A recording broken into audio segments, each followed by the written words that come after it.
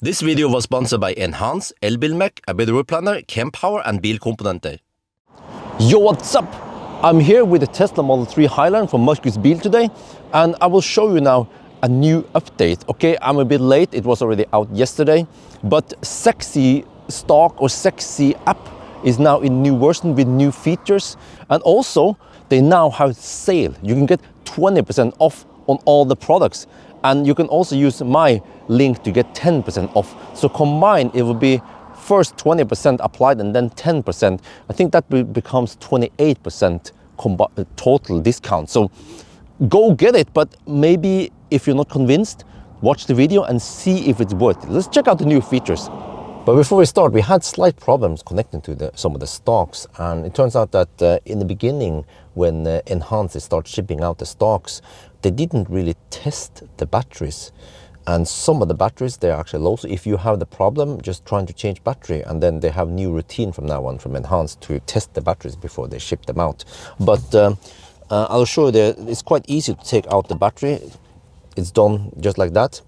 And it requires a CR2032, but Markus, he by mistake purchased the wrong battery, CR2025, and they appear to be the same until you compare the thickness. So this is the correct battery, this is the wrong battery. So just make sure you buy the right, and then it should work, because with the wrong battery, you plug it in, nothing happens. So yeah, and then they should last a long time. You don't have to replace them that often, maybe after 1-2 years. So if you look at the app here, the new features, they will have a little blue dot on it. And what I'm going to show you first is the passenger easy entry. I might not be able to show you all the new features, but if you go here, we can activate it and so on. But first we're going to save the position.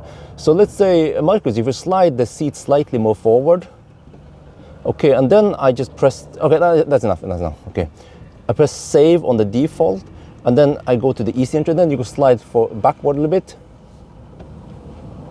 Okay, and then stop there.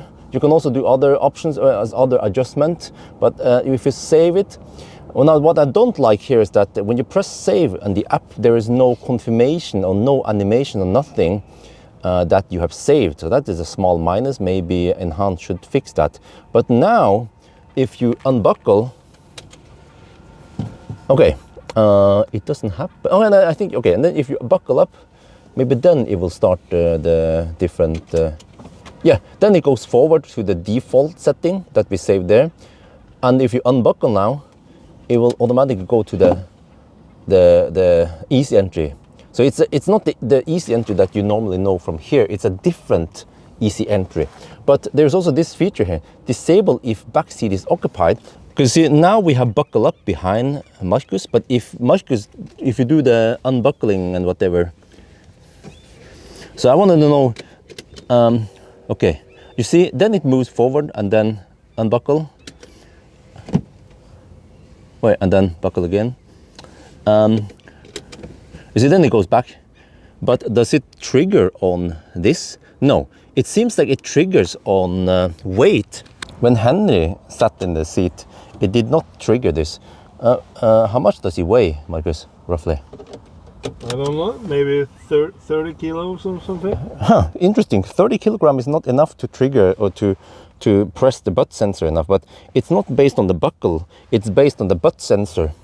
So as long as I'm sitting here, I'm 80 kilograms, then the auto thing here doesn't work, which is great because, you know, the default in Tesla and actually in all the other cars will crush whatever you have in the back here. And in general, I don't like the easy entry because I might have stuff here or a car seat or something. So this is actually a great feature that we have the disable seat is occupied. Next feature is this scroll wheel button. If you activate it, and we can also activate the press of the car, then as long as the speed is below 6 kilometers per hour, you can do this, press, and then, okay, we have the auto detection, but you can then swipe up to go forward and then down to go back. It has the same motion as what the screen has here. But I ask Enhance if they can allow you to reverse this, because in most cars I test nowadays, you do this motion or this motion like a fat e-tron to go forward, and then you do this motion to go reverse. Similar when you have a Stalk. So, but at least it's there, and then you can press and hold to put the car in park. So this is great. I like these kind of features where it's not dependent on a button or a knob, but you actually use the car's own buttons for it. I actually ask Enhance if they can implement something here, because if they can detect that you do this, double click or press and hold, for example, you could bind actions to them. Similar way as you are detecting when you press and hold the rear door handle to open the charge port or unlock the charge port, right? And the next features, well, normally this Stalk, but you can actually change this, because at least in Europe, you use the left Stalk for blinking, but in Thailand, for example, some people, they want to use the right Stalk for blinking. You can actually change that. That's pretty cool. But here, look what happens now. If I gently touch it, you get the soft blink. The only problem is that if I want the long blink now, I need to press and hold, and then we have the long blink until we can cancel it by going the same direction. Then you cancel it. So it's a bit clumsy the way it works, because now there is a new action, short right turn, or if you go to this, short left turn has been bound to signal press, and then I bound the left turn, the long left turn or whatever, to the long press. But it doesn't work like most other cars, because when you do this, in most other cars, you will typically trigger the 3 blink. But then you just blink a bit harder to enable the long blink. But here, the Stalk is only a binary. It's only one activation, you know what I mean, right?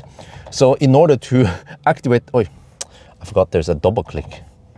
Okay, I didn't know about that. Okay, you double click to fold. Yeah, so, wow, there's so many actions you can bind here, but you need to do this and hold it down for long enough. So we're gonna try now how it works when you're driving. But another thing that might be a bit confusing is that I set up all this when you're in the drive, but you also have to set the same thing in park. Yeah, you can have different actions depending on when you're in park or not. Otherwise, you test it like I did, and then it doesn't work because you are in park when you test it, when you're in drive, when you try to use it for real, right?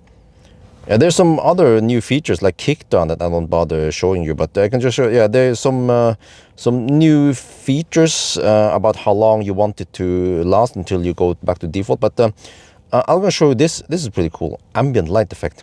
So if you put on the blinker, for example.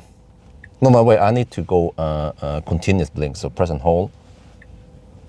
Okay. Now we have the continuous blink. So see that I've set it to be yellow. Maybe it's a bit hard to see. Let me adjust it slightly. But it's yellow, and if you go to turn signal here, you see that it's yellow unless you have hazard light. Then there's a different color. So you can come here and then change it to, I don't know, blue or something, right? Pink. Then it will be pink. But you can now choose which segments you want. So here you split left or right. If you don't split it, the whole thing blinks. And then you have, okay, which one do you want? Dash. Okay, if you don't want dash, then it's not blinking there, but it's still blinking there and there. And then if you enable dash, and then if you disable front door, then you see that front door will then have the default color, the continuous color, but then it blinks only there. And then the back also blinks. So you can also, if you turn off the back, then the back goes back to the default. So this is cool that you can customize. Do you want only to blink there and in the back for some reason? Then that's possible. But it seems like that is a segment, and then the back is a segment. So this doesn't seem to be split in several segments. So you can't do the ID light that you can animate something like that. You can animate with 3 segments if that makes any sense. So now let's see if we do the whole thing here, driving in practical, how does it work? So I will then use the scroll wheel here to change gear. You see, go forward, go back, back up. And then here's the tricky part. When we use the blinker, if I just single tap on it, then it just has the soft blink, 3 blink, and it's gone. And I want it to stay longer. So then I can, of course, keep blinking 3 times and then just keep refreshing it. But that's kind of clumsy. So if you want to blink and hold, you need to hold it until it starts blinking. So just the way the sexy stuff has been set up, it doesn't allow you to just blink like you used to with other cars. But hey, that's weird. It auto cancel. Didn't we disable that? It said in the so the auto cancellation has been disabled because it was recommended to disable it. So let me see. Let me just blink here. Blink. But what happens if I just drive? Will it self-cancel? Oh, okay, it self-cancels. So, and of course, if you do the Stalk, this, okay, well, I can't use autos. Wait. Oh, what the heck was that shit? It's confused by all the cars on the right side here, and it's like, oh, this is phantom brake. Yeah, because we haven't phantom brake today yet. Shit, man. Yeah, Tesla hasn't fixed phantom braking yet. Now, can enhance can enhance intercept the phantom braking and disable it? That would be great. Challenge accepted, right? Enhance. Just fix everything that is wrong with Tesla, except for Elon Musk maybe, and then it'll be game over. But yeah, so here, practical example, you want to turn left, but then you just soft blink, so then you have to turn like that, okay? Then you turn. So yeah, not a whole lot of new features, but seems like the Enhance guys, they spend a lot of time developing all these new features. So some of this seems to be nice. Some of this in practical use might be limited, but it's just a limitation because of the framework that we have in the Enhance. But yeah, so overall though, I like the new features, the easy entry and some of the other adjustments in the light settings and the soft blink. If you want to use it, yeah, well, you can use it like that. Or yeah. So anyway, I think that's going to be it for now. Hope you guys enjoyed this video. As always, thank you for watching, and talk to you later.